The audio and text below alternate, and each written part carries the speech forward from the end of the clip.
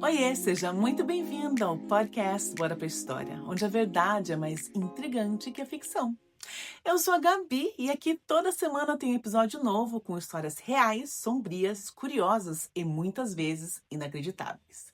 Então já aproveita para seguir o podcast aí na sua plataforma favorita, curtir e se puder compartilha com alguém que também ama uma boa história. O episódio de hoje é especial para mim e extremamente pessoal. Eu nasci em 1983 e fui completamente viciada em boy bands nos anos 90. Sabia algumas coreografias, né? Colava alguns posters na minha parede e tinha certeza que um dia eu me casaria com o Scott do Five. Aquele grupo britânico que era maravilhoso. Mas também jurava que ia viver um grande amor com o Jay-Z do NSYNC ou talvez o Kevin dos Backstreet Boys. Sim, gente, todos morenos, os olhos claros. Eu tinha um padrão, claramente, né? Eu, inclusive, estive lá no Rock in Rio quando o NSYNC se apresentou. Foi uma das noites mais inesquecíveis da minha vida. E agora, tantos anos depois, estou contando os dias para ver o Backstreet Boys ao vivo em São Paulo em setembro, ao lado da minha cunhadinha. Mesmo que NSYNC tenha sido a minha boy band favorita, os Backstreet Boys fizeram grande parte da minha adolescência, de um jeito muito forte, então vai ser uma experiência incrível. Mais recentemente, gente, eu assisti um documentário na Netflix que virou o meu mundo de fã de cabeça para baixo. Eu descobri que por trás do brilho da fama e das músicas que marcaram uma geração inteira, existia uma figura sombria, Lou Pearlman, o criador dessas bandas e também o criador de um dos maiores esquemas de pirâmides da história dos Estados Unidos. Gente, alerta gatilho. Antes de continuar, eu quero deixar um aviso importante. Esse episódio contém menções ao suicídio. Se você acha que esse tema é um tanto quanto sensível para você, eu recomendo ouvir com cautela, ok?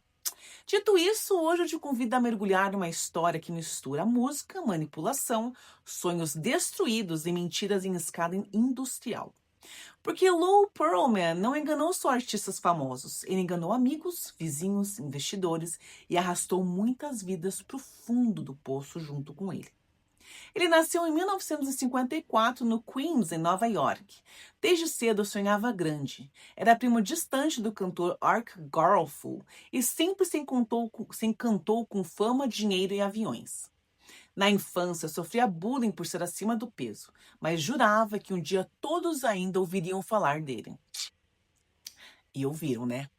Mas não pelos motivos certos. Lou começou a empreender cedo. Tentou a sorte com balões, revistas de aviação e finalmente fundou sua suposta companhia aérea chamada Transcontinental Airlines. No papel, parecia uma gigante do setor de voos particulares, mas na prática tinha um único avião alugado, usado principalmente para tirar fotos e convencer investidores de que o negócio era real. E muitos acreditaram nisso. Nos anos 90, Lou viu uma oportunidade de ouro, a febre das boy bands. Inspirado pelo sucesso do New Kids on the Block, ele pensou, por que não criar o meu próprio grupo? E assim nasceram os Backstreet Boys. Ele fez audições em Orlando, na Flórida, selecionou 5 garotos talentosos, colocou para ensaiar, gravar e dançar. O sucesso foi imediato. Primeiro na Europa, depois explodindo nos Estados Unidos. Mas Lou não se contentou. Criou o NSYNC em paralelo, em segredo, sem que os Backstreet Boys soubessem. Ele queria dominar o mercado das boy bands. E conseguiu. Só que os próprios artistas começaram a estranhar.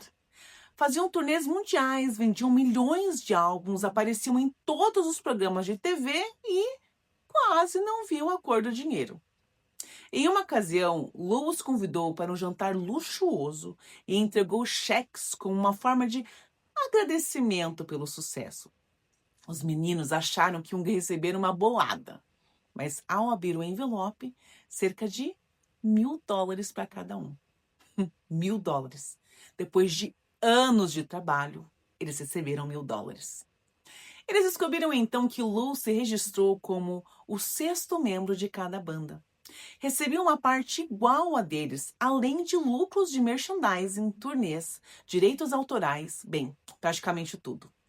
Tanto o NSYNC quanto os Backstreet Boys entraram com ações judiciais e ganharam. Por trás das cortinas do show business, Lou mantinha um esquema de pirâmide financeira gigantesco. Ele convencia pessoas, investidores, vizinhos, amigos de infância a aplicar dinheiro em suas companhias aéreas e negócios garantidos. Prometia lucros altos e dizia que tudo era segurado por bancos e pelo governo. Mas era mentira. Lou produzia status falsos, contratos forjados e enganava até bancos e reguladores. Estima-se que ele tenha roubado mais de 300 milhões de dólares e cerca de 1.800 pessoas. Isso daria em média mais de 160 mil dólares por pessoa. Muitas delas perderam tudo o que tinham. E uma das histórias mais tristes dessa fraude envolve um amigo de infância de Lou, um homem que confiava cegamente nele, que acreditou no sonho, investiu tudo o que tinha e que perdeu tudo. Esse homem, gente, não suportou a vergonha e o desespero. Ele acabou tirando a sua própria vida. Esse momento foi um divisor de águas, inclusive para a investigação. Mostrou que o Lou que ele fazia ia muito além do dinheiro. Ele estava destruindo vidas. Ele foi extremamente frio quando descobriu a morte do seu amigo, inclusive. Quando o esquema começou a desmoronar em 2006, Lou fugiu. Foi para a Indonésia e depois para Bali, usando nomes falsos.